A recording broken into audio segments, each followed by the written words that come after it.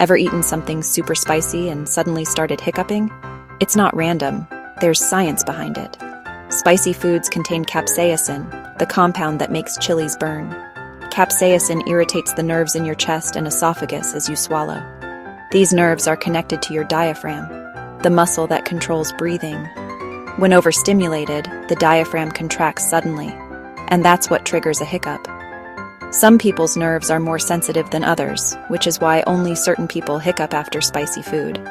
It's harmless, but it's your body's quirky way of reacting to extreme heat. For more hidden science behind everyday life, share and subscribe to See to Point, where curiosity meets truth. Thanks for watching.